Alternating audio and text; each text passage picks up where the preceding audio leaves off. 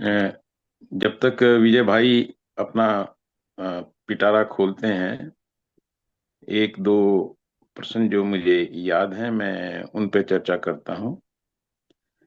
एक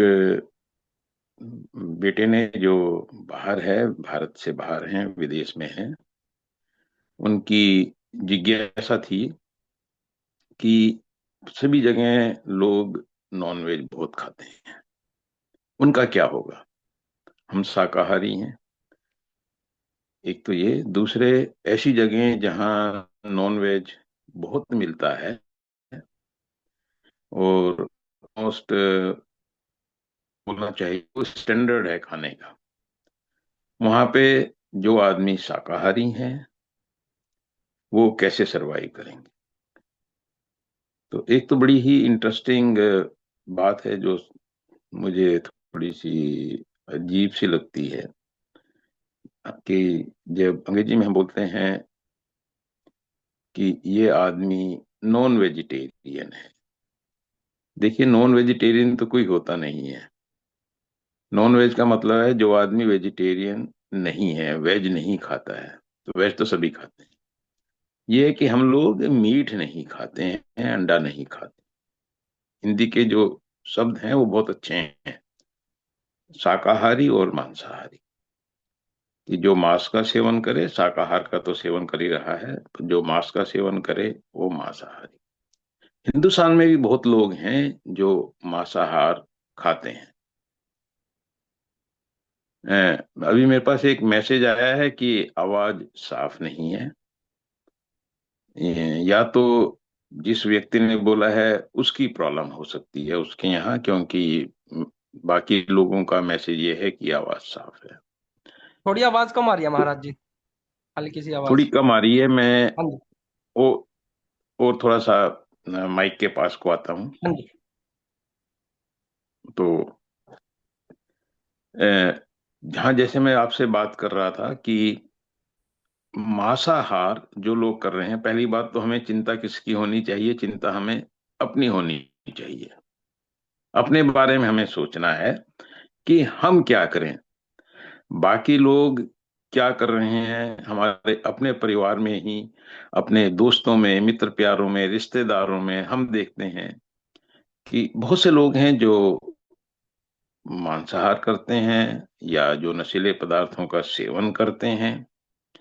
तो हमें बजाय इस बात पे फोकस करने के कि बाकी दुनिया क्या कर रही है, हमें अपने फोकस करना चाहिए। तो ये मेरा उस बेटे को ये पहला फीडबैक है कि दुनिया में मांसाहार लोग बहुत करते हैं। उनके कर्म क्या होंगे, उनके ऊपर क्या बीतेगी, आगे क्या होगा, उसकी चिंता नहीं, हमें अपनी चिंता है। और हम शाकाहार इसलिए करते हैं ताकि हमारे ऊपर कर्मों का बोझ कम से कम चढ़े। हम अपने ऊपर कम से कम कर्मों का बोझ चढ़ाना चाहते हैं, क्योंकि हमारी इच्छा है कि जितनी जल्दी हम काल की नगरी में अपने कर्मों को भोग के यहाँ से जाएं, उतना अच्छा है। तो शाकाहारी भोजन, हम उन चीजों का सेवन करें। देखिए, मैंने जैसे पहले कहा, शाकाहारी भोजन से भी कर्म बढ़ते हैं, बट उतने नहीं बढ़ते जितने मांसाहारी से बढ़ते हैं।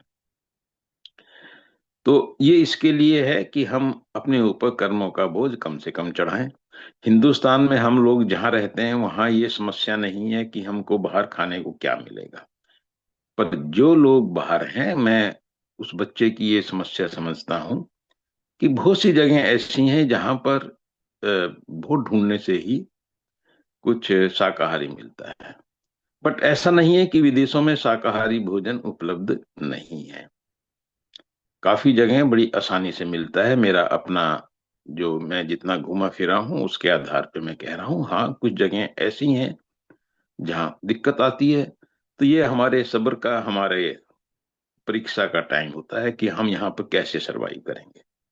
जैसे मैं बोलता हूँ, हमारे जीवन में जो कुछ हो रहा है वो हम सब लोगों को हमारे पिछले कर्मों को काटने के लिए, ये देखने के लिए कि हमारी भावनाएं कितनी दृढ़ हुई हैं और हम कितनी मजबूती के साथ अपने सिद्धांतों पे चलते हैं, ये उसके लिए भी है। तो हम लोगों को खुद इस प्रकार की व्यवस्था करनी चाहिए कि अगर हम कहीं पर भी हैं, हम अपना भोजन शाकाहारी ही रखें।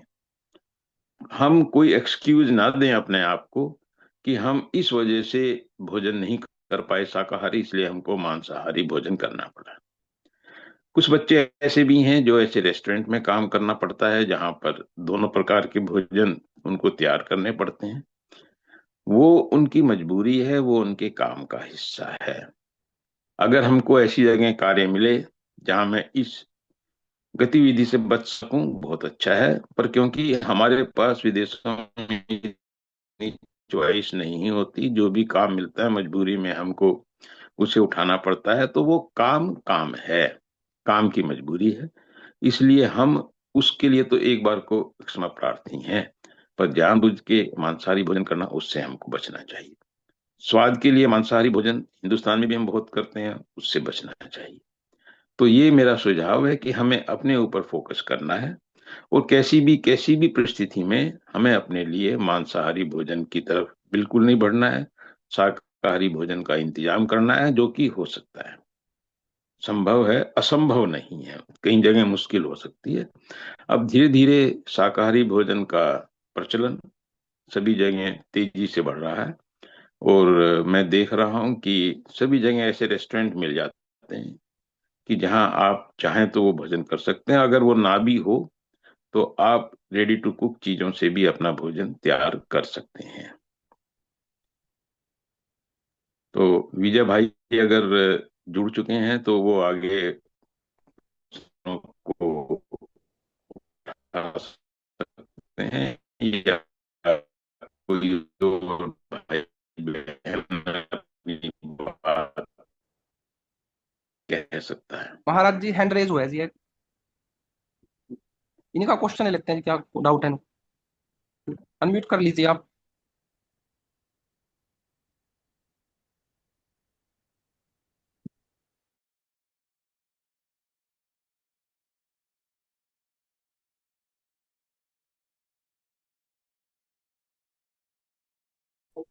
What is Radha Swami. karmic relationship? हाँ, ओके। ये मैंने एक दो बार सत्संग में बोला है कि कार्मिक रिलेशन क्या है। देखिए, हम आपस में सब लोग, रिलेशन का मतलब होता है संबंध, और जो संबंध कर्मों के कारण है उसे कार्मिक रिलेशन। ये हिंदी और इंग्लिश शब्दों का मिश्रण हो गया। दुनिया में जैसे हमने बोला, हम सब आपस में भी मिले, जिसको जानते नहीं है। क्यों मिले हुए हैं? जैसे मैं पहले कहा, क्योंकि हम सब एक ही परमात्मा की संतान हैं, तो हम जुड़े हुए हैं। तो मैं उस संबंध में कार्मिक रिलेशन शब्द का इस्तेमाल नहीं करता। मैं करता हूं जहां पर ये और ज्यादा मजबूती के साथ है। जैसे हमारा परिवार, जहां हम पैदा हुए हैं, हम, हमारे माँ बाप, जो हमको माँ बाप मिले हैं, जो हमारे भाई बहन हैं, और साथ में जो पति पत्नी, देखिए, बच्चे, रिश्तेदार, मित्र, जिनके साथ हम ज्यादा समय बिताते हैं, जो हमारे, जिनका होना या ना होना हम पे ज्यादा असर डालता है, इन सब लोगों के साथ जो हमारे संबंध हैं, वो हमारे किसी ना किसी पिछले कर्मों के कारण है। उनके साथ हमारा कुछ लेने का देने का, क्योंकि कार्मिक का मतलब क्या होता है? संबंध का मतलब क्या है? कर्म का मतलब क्या है? कि हमने किसी से कुछ लिया है या किसी को कुछ दिया है। तो ये जो लेने और देने का संबंध है, हमें उसके लिए ही लोगों के साथ जुड़ना पड़ता है, ताकि किसी से, जिससे लिया है उसे दे सकें, और जिसको दिया है उससे ले सकें। वो खास तो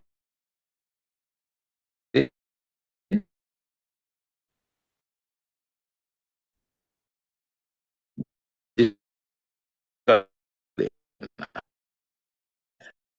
हम, कोई आत्मा इस दुनिया से जाती है तो हम कहते हैं कि भाई, हमने जो आपसे लिया, जो दिया, हम उस भूल चूक को यहीं समाप्त कर रहे हैं।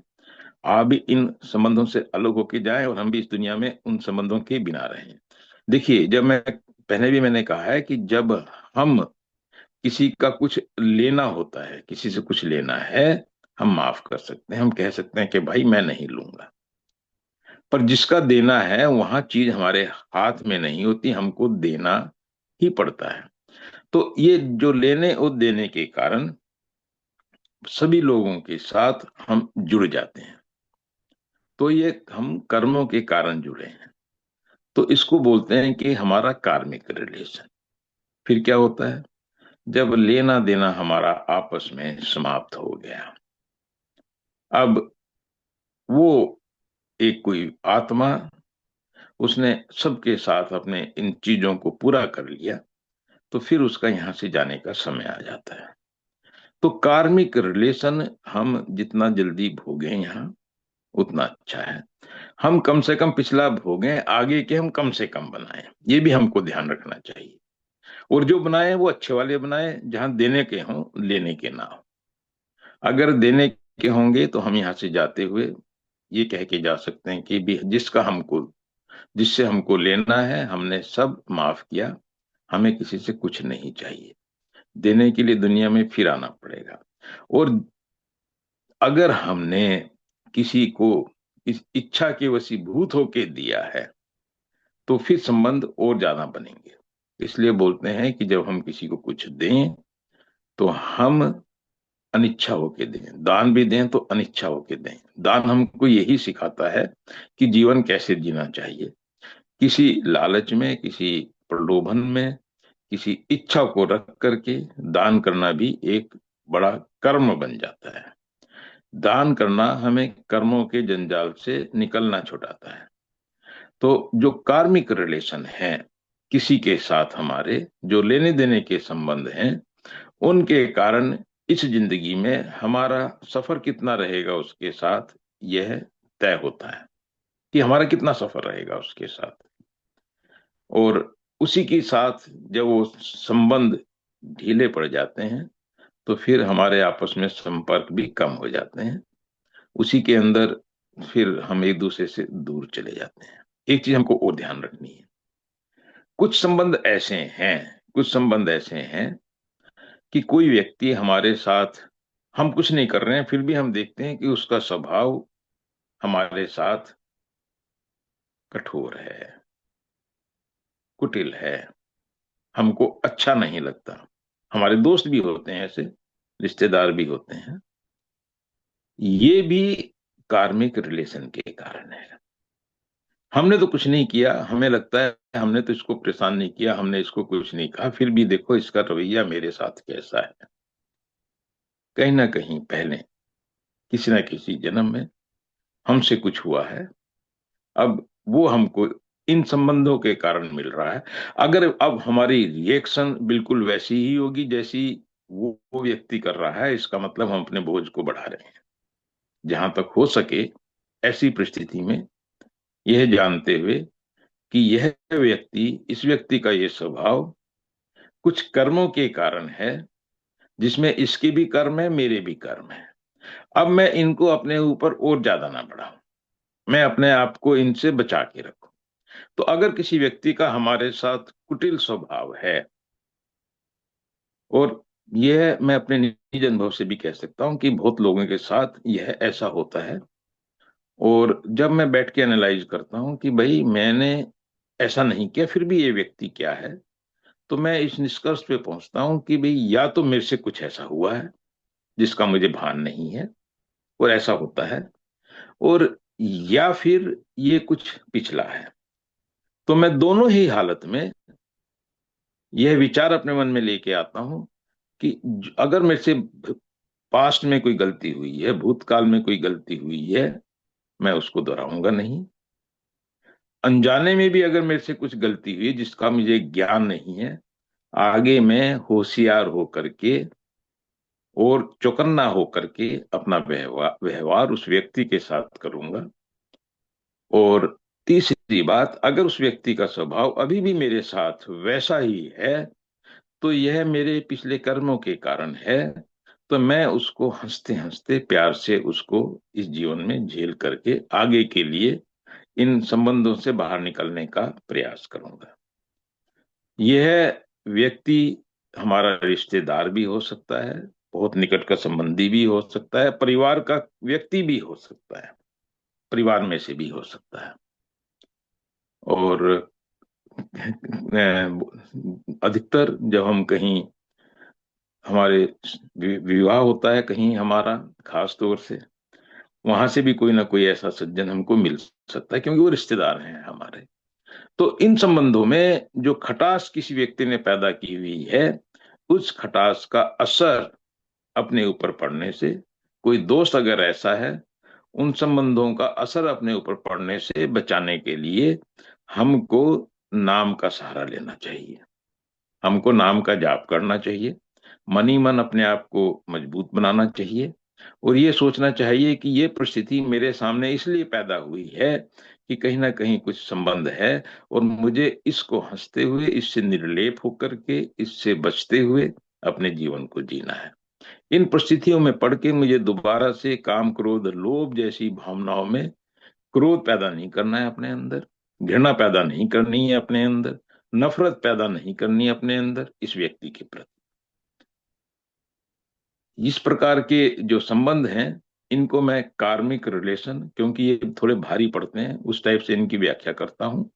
और इनसे बचने के लिए मैं बोलता हूँ कि मुझे सुधारने के लिए ये मुझे मौके की तरह है, अवसर की तरह है, आपदा ना हो के ये मेरा अवसर है। तो इस तरह मैं इसको झेलने का प्रयास करूं, ये मेरा प्रयास रहता है। और यही सुझाव मेरा आप सब लोगों के लिए है।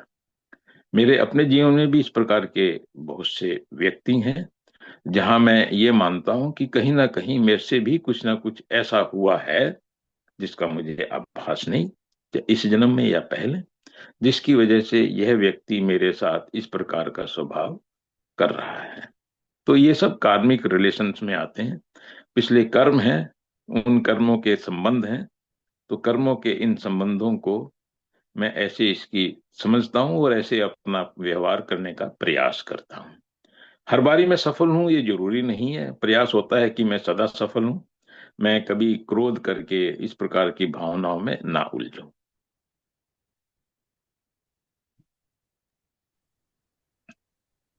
अभी हैंड रेज हुआ ये, महाराज जी।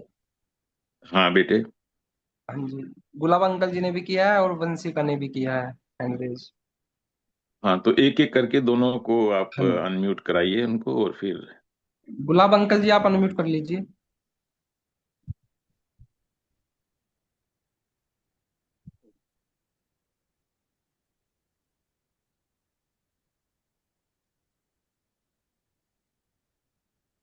गुरुजी राज स्वामी जी। राधा स्वामी गुलाब भाई, आज आपकी, जो आपने भजन तो बहुत प्यारा गाया, पर वो उसका आनंद पूरा नहीं उठा पाए क्योंकि आपकी आवाज बीच में पूरी नहीं आई। फिर कोशिश करेंगे अगले वीक में जी। धन्यवाद। गुरुजी, मैं 15 साल पीछे जाने की कोशिश कर रहा हूँ जी, कम से कम। हमारे आश्रम में जी एक वहां से आते थे भाई, पंजाब से, यहाँ से नाम भूल गया जी मैं, अभी याद था। यहाँ पंचकुले से जी। सुभाष। सुभाष अंकल, हाँ जी हाँ जी, ठीक है बिल्कुल सही, हाँ जी। सर, उन्होंने ब्यास से नामदान लिया हुआ था जी। और जैसे बाबा जी बोलते थे जी, भी छोटी संगत है, राणा जी भी बोले, छोटी छोटा परिवार सुखी परिवार। और बाबा जी भी कहते थे हमने ज्यादा संगत को नामदान दे के यहाँ कोई फौज नहीं इकट्ठी करनी जी। तो इसलिए हमारे बहुत अच्छे कर्म है जी, जो हमें बाबा जी के द्वारा आश्रम में अलग अलग संतों के दर्शन करने का मिला, मौका मिला जी। जैसे जी सुभाष भाई ने, उसने अंकल ने जी ब्यास से नामदान लिया था जी। बड़ा आश्रम होने करके कि शायद मैं, मेरी सोच है जी, भी उसकी कभी बाबा जी से बात नहीं हुई होगी। तो राणा जी महाराज जी के संपर्क में आए जी वो। तो भजन बंदगी करते थे जी वो, पर कोई रुकावट वगैरह थी ऐसी जो दूर नहीं हो रही थी जी। उसने जी, सुभाष अंकल ने जी राणा जी से शेयर की बात। और राणा जी ने वो रास्ता बताया और प्रॉब्लम सॉल्व होगी। तो वो सुभाष भाई डेरे से अच्छे जुड़े, बड़ा प्रेम प्यार करते थे जी, डेरे से सत्संग भी करते थे राणा जी के पास में बैठकर, और शब्द भी बोलते थे जी। तो वो एक शब्द बोलते थे जी,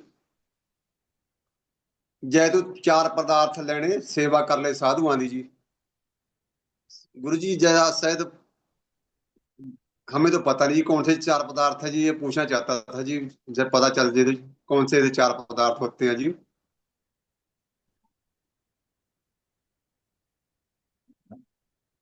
गुलाब भाई, चार पदार्थ जय कोई मांगे, संत जना की सेवा लागे। जी। जो चार पदार्थ हैं, ये हैं धर्म, अर्थ, एक धर्म, अर्थ, काम, मोक्ष। काम के ऊपर में थोड़ा सा मुझे अभी संदेह है कि मैं ठीक से याद कर पा रहा हूं। धर्म, अर्थ, जो तीसरे को थोड़ी देर के लिए मैं छोड़ देता हूं, मोक्ष। कि हम जीवन में इन इन्हीं चीजों की प्राप्ति के लिए हमने ये जीवन लिया है। अल्टीमेट इसमें मोक्ष है। और उससे पहले धर्म का अर्थ है कि मैं इस जीवन में किस प्रकार से अपने जीवन को जीऊं। पिता के रूप में मेरा क्या धर्म, पत्नी के रूप में मेरा क्या धर्म, एक देश के नागरिक होने के नाते मेरा क्या धर्म। तो मैं किस प्रकार से इन जिम्मेदारियों को निभाऊं। तो ये जो भावना है, जो तरीका है, ये आदमी कहाँ सीखता है? धर्म। फिर है अर्थ। अर्थ का मतलब है जिसको हम बोलते हैं संसार की संपत्ति, संसार की चीजें। क्योंकि देखिए, संसार में जीवन जीने के लिए इन सब चीजों की आवश्यकता है। मकान की आवश्यकता है, कपड़ों की आवश्यकता है, अभी हम आपस में बात कर रहे हैं, मोबाइल की आवश्यकता है। तो संसार के पदार्थ संसार में जीवन जीने के लिए जरूरी हैं। तो अगर जीवन है तो इन सब चीजों की आवश्यकता भी है, तो इनकी पूर्ति। और मोक्ष, तो जो मोक्ष है, ये इस मोक्ष को हम बोलते हैं अल्टीमेट, मतलब जो हमारा हमारा प्राप्त करने का ध्येय है मनुष्य जन्म का, कि हम आवागमन के चक्कर से इससे छुटकारा मिल सके। तो इन सब पदार्थों को पाने की, और हमारी, जहां तक मैं समझ रहा हूं, काम अगर वो ठीक वर्ड है, धर्म, अर्थ, काम, मोक्ष। तो काम मतलब हमारी मन के अंदर प्रेम, प्यार, भाव। देखिए, काम क्या एक अर्थ सुख भी है कि हम किसी की चाहत रखते हैं, तो परमात्मा की चाहत, प्रेम की चाहत हमारे मन में हो। तो ये जो पदार्थ हैं, ये जो चीजें हैं, ये तभी मिलती हैं जब हम किसी ऐसे संत महात्मा से पास जाकर के उनसे शिक्षा ग्रहण करके अपने जीवन को सुधारते हैं। तो उस भजन का अर्थ, जहां तक मैं समझता हूं, क्योंकि मेरी कभी सुभाष भाई से मुलाकात नहीं हो पाई, वैसे वो आश्रम में काफी समय रहे, पर मैं उनसे कभी मिल नहीं पाया क्योंकि उस समय मैं बाहर ज्यादा था। तो मैं इन बातों का यही अर्थ समझता हूँ। बिल्कुल स्पष्ट हुआ गुरु जी। वंशु बेटा। राधा स्वामी ताऊ जी। हाँ, राधा स्वामी बेटी। अ, जी, जैसे बर्थडे पे आपको गिफ्ट्स मिलते हैं फैमिली से नहीं फ्रेंड्स से, बट तो क्या आपको उसको इक्वली रेसिप्रोकेट करना चाहिए, और क्या वो रेसिप्रोकेशन आपके बिहेवियर और आपके मैनर भी से भी हो सकता है, या फिर आपको उसी वे में करना चाहिए? देखिए बेटे, जहां तक मैं आपका प्रश्न समझ रहा हूँ, कि जो मेरा प्रतिक्रिया है, जो मेरी रिएक्शन है, उसके अंदर मेरा स्वभाव, मेरी आदतें, मेरा तरीका, वो उसमें दिखना चाहिए।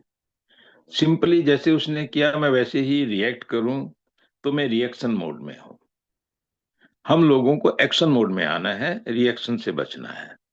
तो किसी ने अगर हमको विश किया, किसने भी विश किया बेटे, तो एक चीज तो ये है, सबसे पहले तो हमें धन्यवाद देना चाहिए, क्योंकि थैंक यू बोलना, धन्यवाद देना और लोगों के प्रति कृतज्ञता व्यक्त करना, यह एक अच्छे व्यक्ति का स्वभाव है। जैसे हम ज्वेलरी पहनते हैं अपने आप का सौंदर्य बढ़ाने के लिए, तो इस शब्द का जितना ज्यादा इस्तेमाल करेंगे उतना हमारा अंदर की जो भावनाएं हैं ये उनके गहने हैं, और हमारा जो व्यक्तित्व है उसके गहने हैं, ये बढ़ता है। एक तो धन्यवाद देना, और दूसरा उसका अवसर आने पर हमको अपने तरीके से, जो हमको सही लगता है उस तरीके से हमें अपनी भावनाओं को व्यक्त जरूर करना चाहिए। और जरूरी नहीं है, और ये निश्चित तौर से मैं तो इसके पक्ष में नहीं हूं कि जैसा दूसरे ने किया वैसा करें। अगर आपका भाव इस प्रकार से है कि किसी ने हमको गिफ्ट दिया, तो क्या हम उसके जन्मदिन पे गिफ्ट दें? संभव है जरूर देनी चाहिए। पर अगर किसी ने किया है और मैं उसको सही नहीं मानता हूं, तो ना भी दें। तो ये मेरी जो तरीका है, मेरा जो, मैं जिसको सही मानता हूं, मेरे व्यवहार में, मेरे कर्मों में, मेरे दिखने में वो प्रकट होना चाहिए। तो मैं अपने हिसाब से काम करूं, ये बहुत जरूरी है। दूसरे ने कुछ किया, वहां से सीख लूं कि उसने देखो ये किया है, कितना अच्छा तरीका है। सीखने के लिए दूसरे को देखना है, बट करने के लिए जो हमने सीखा है, जिसको हम सही मानते हैं, जो बिल्कुल सही है, उसका उपयोग करना चाहिए। अगर मैं आपकी बात को समझ के सही जवाब दे पाया हूं तो ठीक है बेटे, नहीं तो आप अपने प्रश्न को दोबारा से बोल सकती हैं।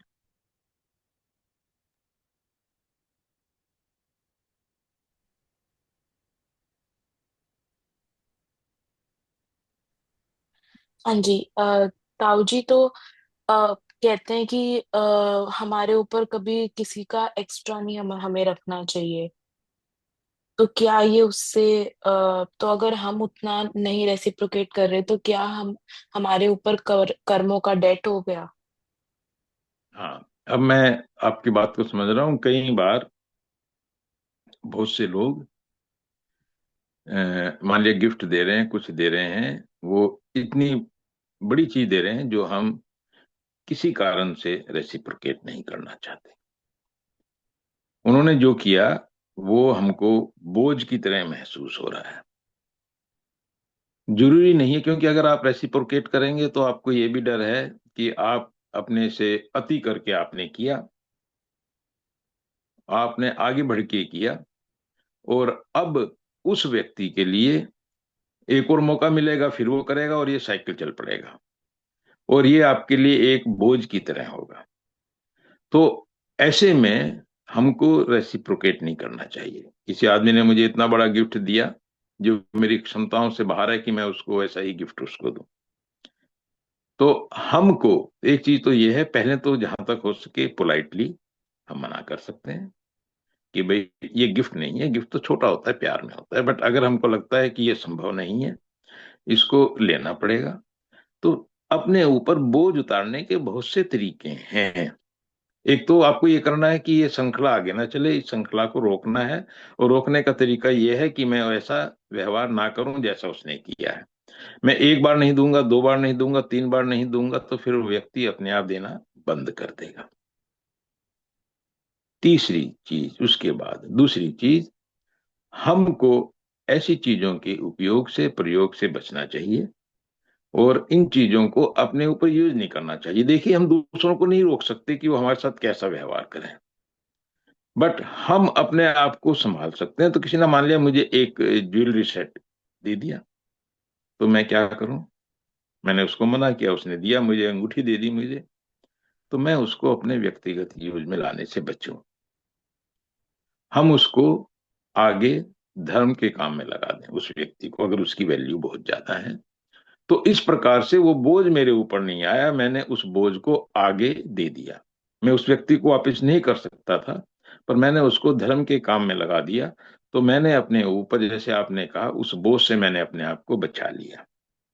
तो इस प्रकार से बहुत से दान भी किए जा सकते हैं, और उस प्रकार अपने बोझ को कम किया जा सकता है। कई तरीके हैं जिस तरीके से उसका इस्तेमाल हो सकता है।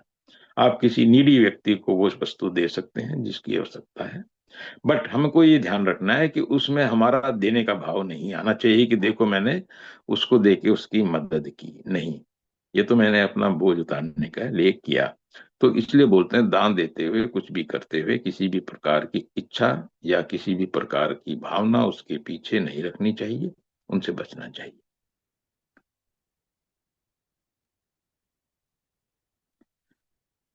अब किसी और का ऋषभ बेटा किसी का हैंड रेज हो, नहीं तो फिर हम विजय भाई के पास चलते हैं। हाँ जी, विजय अंकल के क्वेश्चन ले सकते हैं महाराज जी। ठीक है बेटा। और विजय भाई, राधा स्वामी, अगर जैसे जो प्रश्न जितना नया है उसको उतना जल्दी ले लेते हैं, फिर पुराने प्रश्नों पे जाएंगे। ठीक है।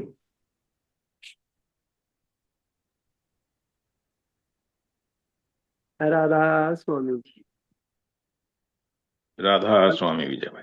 पिछले तो काफी हैं जी, बट एक जो पिछले ज्ञान चर्चा में एक क्वेश्चन था, किसी गेम चेंजर जी हैं कोई अपने, तो उन्होंने एक क्वेश्चन किया था जी, शायद ऐसा ही है वो जी, हमारे जो रिश्ते हैं जी वो कैसे रहेंगे और कितने दिन तक टिके रहेंगे और कितना हमारा साथ देंगे वो।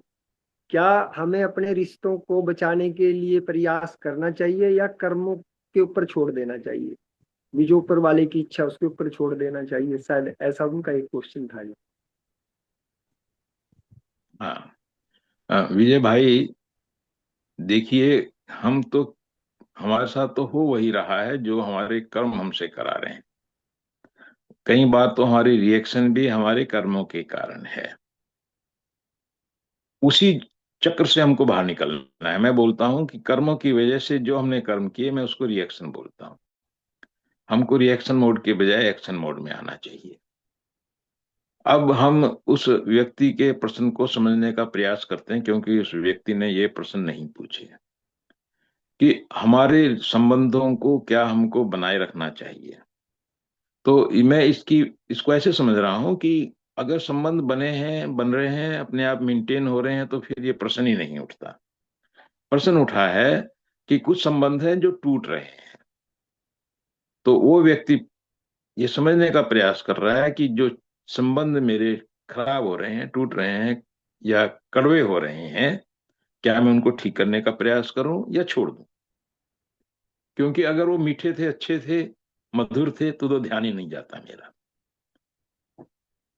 हमको ये चीज समझना है कि यदि हम यह मानते हैं कि संबंध का कटु होना, कठोर होना, क्योंकि जो आज हमने पहला प्रश्न आज उठाया, मतलब किसी बच्चे ने पूछा था कार्मिक रिलेशन के बारे में, ये कुछ कुछ उससे मिलता जुलता है।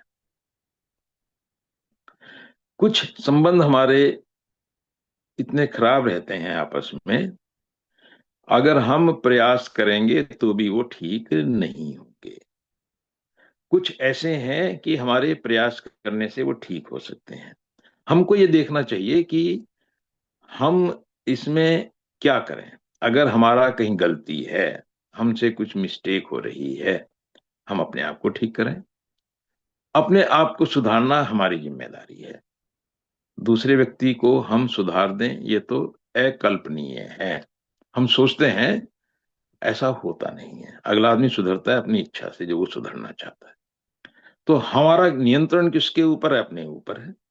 तो अगर कुछ संबंध हमसे, हमारी वजह से बिगड़ रहे हैं, टूट रहे हैं, उसके लिए, और हम ये मानते हैं कि इन संबंधों को बनाए रखना अच्छा है जितना हमारा ज्ञान है, तो हमें प्रयास करना चाहिए।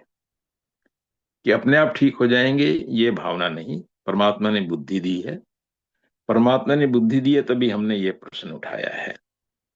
तो हमें परमात्मा के दिए हुए साधनों का उपयोग करना चाहिए। जैसे एक योद्धा युद्ध में जाता है, जो उसके पास हथियार हैं, जो उसके पास युद्ध की कला है, जो उसके दिमाग में है, हथियार बाहर है, शरीर में जो ताकत है, उसके हिसाब से उन सब चीजों का प्रयोग करके वो युद्ध को जीतने का प्रयास करता है। ऐसे ही हम इस समय इस काल की नगरी में एक युद्ध कर रहे हैं और हमारा लक्ष्य है मोक्ष की प्राप्ति।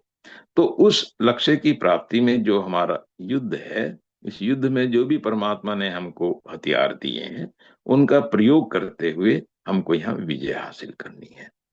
हमें सबके साथ प्रेम प्यार बढ़ाना है। इस संसार में किसी से हमारी नफरत ना हो, किसी से हमारी घृणा ना हो। सबसे, देखिए, अगर दूसरा आदमी कैसा भी है मेरे लिए महत्वपूर्ण नहीं है। अगर वो संबंध इतना कठोर है, इतना कुटिल है, इतना कड़वा है कि मेरा बाकी जीवन उससे खराब हो रहा है, तो मैं उससे दूर रहूं। ये भी मुझे देखना है कि मैं उनके कारण अपने आप को परेशान ना करूं, क्योंकि मैं हर चीज को ठीक नहीं कर सकता। बट अगर वो संबंध ठीक किए जा सकते हैं तो उसको ठीक करने का प्रयास करना चाहिए। मेरी सीमा से बाहर है तो उनसे मुझे अलग हो जाना चाहिए। सब कुछ कर्मों पे छोड़ रखा है, उसी हिसाब से हमारा जीवन चल रहा है, तो हमारा रूटीन है। इसमें बदलाव करना हम लोगों का प्रयास होना चाहिए कि हम कैसे अपने जीवन को अच्छे तरीके से गुजारें। सब कुछ पिछले भाग्य पे छोड़ देना यह भी ठीक नहीं है।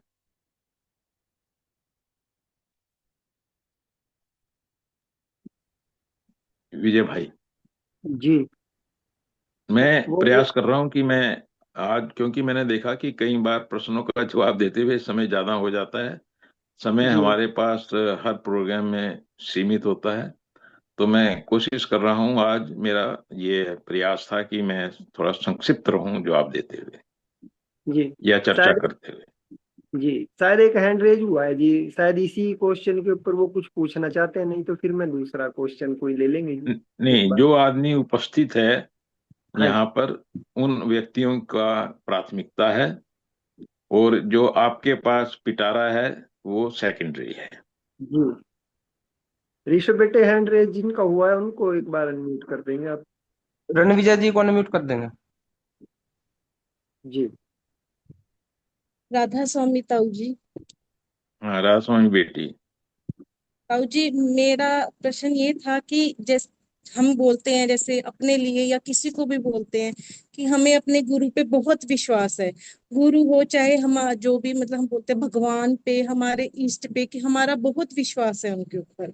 पर वो विश्वास हम अपने अपने लिए जब बोलते हैं, तो जब हमें पता है हमारे मन के अंदर इतनी कमियां हैं, हमारे अंदर इतनी कमियां, तो वो विश्वास कैसे मतलब हमारा बन सकता है कि हमें पता है कि हाँ हमारा इतना है विश्वास उनके प्रति। मैं थोड़ा सा अपनी बात को बता नहीं पा रही अच्छे से कि मैं क्या बोलना चाह रही हूँ, कि विश्वास मतलब ऐसा कि अपने लिए हम, कि नहीं मेरा ये काम अच्छे से हो जाएगा, मुझे इतना विश्वास है उनके ऊपर।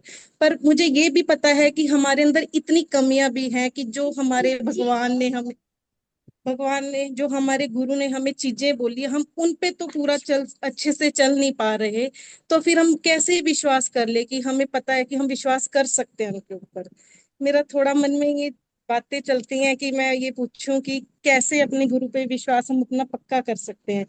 हम कैसे पता करें कि हमारा है गुरु के ऊपर विश्वास, कि जब हमारे अंदर इतनी कमियां हैं, इतनी सब कुछ है। बेटे, मुझे बड़ा अच्छा लगा, और मैं ये चाहता हूं कि हम इस प्रकार की जो भी बातें हमारे मन में चल रही हैं, उन बातों को हम उठाएं इस फोरम में और आपस में चर्चा करें। और जो आपने पूछा है, और आपने क्या, जो बाकी किसी ने भी जो भी प्रश्न पूछे हैं, वो प्रश्न किसी एक व्यक्ति के लिए नहीं है, वो सबके मनों में चल रहे हैं, सबके हैं, उनका जवाब भी सबके लिए लाभकारी है। और जब हम चर्चा करते हैं, और जब मैं ये चर्चा करता हूं, तो ये मेरे लिए भी लाभकारी है। देखिए, हमारे अंदर कमियां हैं, हम सबके अंदर कमियां हैं, यह एक तथ्य है, फैक्ट है, सच्चाई है, हम सब में है। कमियां हैं, इसलिए यहाँ काल की नगरी में बैठे हैं। मेरे अंदर भी कमियां हैं, हम सब कमियों की वजह से ही यहाँ बैठे हैं। परफेक्ट कोई नहीं है हमें, हमें कोई पूर्ण नहीं है। एक बात। दूसरी बात, हमने कहा हमारा हमारे मन में हमारे गुरु के प्रति बहुत प्रेम है, हमारी ये भावना है, हम ऐसा मान रहे हैं। पता कब चलता है कितना प्रेम है, कितना प्यार है? हमें मांगने की आदत है, क्योंकि हम काल की नगरी में, यहाँ की जो चीजें उनका असर है हमारे ऊपर, हम हर समय मांगते रहते। मैं भी सारा दिन मांगता रहता हूँ गुरु महाराज से, और जो मेरी मांगे हैं वो असीम हैं, अनंत हैं। एक पूरी नहीं होती, मैं 10 और मांगता हूँ, 10 पूरी नहीं होती, मैं 100 और मांगता हूँ। मुझे ये भी चाहिए, मुझे वो भी चाहिए। उसमें से बहुत सी पूरी हो रही हैं, पता भी नहीं चल रहा है मुझे, और कुछ अधूरी हैं, कुछ पूरी नहीं होती। बहुत से कारण है उसके, हम अब उन कारणों में नहीं जा रहे हैं। और फिर मैं कहता हूं, मेरे साथ ऐसा क्यों हुआ, ये मेरी बात पूरी क्यों नहीं हुई, या मुझे ये कष्ट क्यों हुआ, मुझे ये बीमारी क्यों हुई, या मेरा ये प्रिय प्यारा क्यों चला गया। और फिर ये मौके होते हैं जब बड़े बड़े लोगों के विश्वास अपने इष्ट से, चाहे वो परमात्मा है, चाहे वो सतगुरु है, कोई भी है, टूट जाता है। बहुत से लोगों को देखा हमने जो मार्ग से भटक जाते हैं। एक तरफ हम कह रहे हैं कि हमारा प्यार है, और जब परीक्षा की घड़ी आई हम फेल हो गए। तो हमें ये समझना चाहिए कि ये घड़ियां हमारी परीक्षा की घड़ियां हैं, जहां पर हमें मजबूती के साथ जो हमने सीखा था, अब उसकी टेस्टिंग का समय आया है, हम ये मान के चलें। तो ये मौके हैं जब हम ये देख सकते हैं कि हम कितना प्यार, कितनी मोहब्बत है। जो प्यार और मोहब्बत है, वो ही हमको यहां से निकालने में मदद करता है इस हालात में। अगर हम ये मान के चलें कि जो हमारा पालनहार है, परमात्मा है, वो हमारा ध्यान रख रहा है जैसे बच्चों का ध्यान रखते हैं। अब यहाँ पर भी मैं रहता हूं, तो रिंकी है, उसके पास 2 बच्चे हैं। उनकी छोटी छोटी चीजों का ध्यान रखना पड़ता है। वो कुछ भी चीज मांग लेंगे तो उसको चीज मिलती नहीं है। तो जो बड़े हैं वो देखते हैं कि ये चीज इसके लिए सही है, नहीं है। तो ऐसे ही परमपिता परमात्मा, सतगुरु, हमारा ख्याल रखते हुए हमें कब क्या चाहिए, कब कौन सी चीज हमको मिलनी चाहिए, कब कौन सी चीज हमसे ले लेनी चाहिए, वो सब वो देख रहे हैं, वो कर रहे हैं। ऐसी घड़ी में हमें दृढ़ता के साथ पुनः अपना अंदर का जो विश्वास है, प्रेम है, प्यार है, उसको मजबूत करना चाहिए। और हमको ये समझना चाहिए, हमारे लिए, हमारे फायदे के लिए, जिस लक्ष्य के लिए हमें मनुष्य का जन्म मिला है, उसके लिए जो सतगुरु ने किया ये ही हमारे लिए ठीक है। अगर ये भावना हमारे अंदर आई तो फिर मैं कहूंगा कि हमें प्यार है, हमें सच्चाई है। अगर नहीं आई तो इसका मतलब है हम कह रहे हैं अभी प्यार उतना मजबूत नहीं है। अब हम इस बात पे आते हैं कि प्यार मजबूत नहीं है, हम कह रहे हैं। मैं कहता हूं कम से कम हम कहें तो, धीरे धीरे हम कहेंगे, और फिर जो चीज हम कह रहे हैं ना होते हुए पैदा हो जाएगी। ये विजुअलाइजेशन है कि जो चीज हमारे पास नहीं है उसको भी महसूस करना हमारे पास है, तो फिर वो चीज हमारे पास पहुंच जाएगी। इस पर दुनिया में, इस कायनात में ये एक नियम है। इसलिए लोग बोलते हैं कि जब हमें भरोसा है मालिक के ऊपर, तो जो हमने उससे मांगा, ये मत मांगो सोचो कि मैं मांग रहा हूं, वो चीज मेरे पास है। उस चीज को अपने पास अनुभव करो। ये जो एक्सपीरियंस है, देखिए, ये बहुत महत्वपूर्ण है। अनुभव करना, अपने अंदर फील करना। जो संसार के पदार्थ हैं, एक ये एक बहुत ही इंपॉर्टेंट बात है जिसको समझना चाहिए। संसार की जो भी चीजें हैं, चाहे वो वस्तुएं हैं, धन दौलत है, रिलेशनशिप है, भोजन है, कुछ भी है, यह मुझे एक अनुभव देता है। वो अनुभव ही है जो मैं सुख के रूप में, दुख के रूप में महसूस करता हूं। वो चीज आई, वो वस्तु आई, उसने मुझे अनुभव दिया, मैंने अपने अंदर सुख या दुख का अनुभव किया। ये अनुभव मैं उस व्यक्ति, उस चीज की, उस व्यक्ति की, उस वस्तु की, उस भोजन की उपस्थिति के बिना भी कर सकता हूं। यह है विजुअलाइजेशन। तो मैं उस चीज के ना होते हुए भी ये अनुभव कर सकता हूँ, ये चीज मेरे पास है। और जब मैं इस कला में परिपूर्ण हो जाता हूँ तो मेरे पास सब चीजें हैं, कोई चीज मेरे पास कमी नहीं है। तो जब मैं ये महसूस करने लगता हूँ कि मेरे अंदर सतगुरु का प्रेम है, प्यार है, और मैं उसको धीरे धीरे महसूस करता हूँ, उसका अनुभव करता हूँ, तो अगर नहीं भी है तो भी पैदा होता है। तो मन में सतगुरु के प्रेम प्यार को महसूस करना, अनुभव करना, यह बहुत अच्छा गुण है, बहुत अच्छी बात है। भले ही वो उतना ना हो जितना हम समझ रहे हैं, महसूस कर रहे हैं, कितनी भी कमियां अपने अंदर हो, हमारा विश्वास, हमारा ये अनुभव ही इस भवसागर में हमारा निकलने का साधन है। तो जैसे आपने कहा मेरे अंदर कमियां हैं, हाँ मेरे अंदर कमियां हैं। मैं सतगुरु से बहुत प्रेम प्यार करता हूँ, करती हूँ। ये भावना में मेरे अंदर मैं ये महसूस करती हूँ, बहुत अच्छा है। और जब कोई कठिन परिस्थिति आई और वहां पर मैं डावाडोल होती हूँ, यह जीवन का सत्य है, वहां पर मुझे इस भावना को मजबूत करना चाहिए और उस संकट की घड़ी से बाहर निकलना चाहिए। उसके लिए हमको ये सदा ध्यान रखना चाहिए कि वो मेरे परमपिता हैं, वो मेरे परमात्मा हैं, सतगुरु हैं, वो भगवान हैं, और वो मेरा हर समय हर परिस्थिति में ख्याल रखेंगे। मैं अभी बच्चे की तरह रोना धोना कर रहा हूँ, बच्चे की तरह मैं क्रोध में हूँ, पर जब थोड़ी देर के बाद मैं चीजों को समझूंगा तो फिर मुझे दोबारा से मन में यही प्रेम प्यार दोबारा से प्रकट होगा। तो इसलिए इस प्रेम की धार को, प्रेम की डोर को मैं किसी भी हालत में ना छोड़ूं।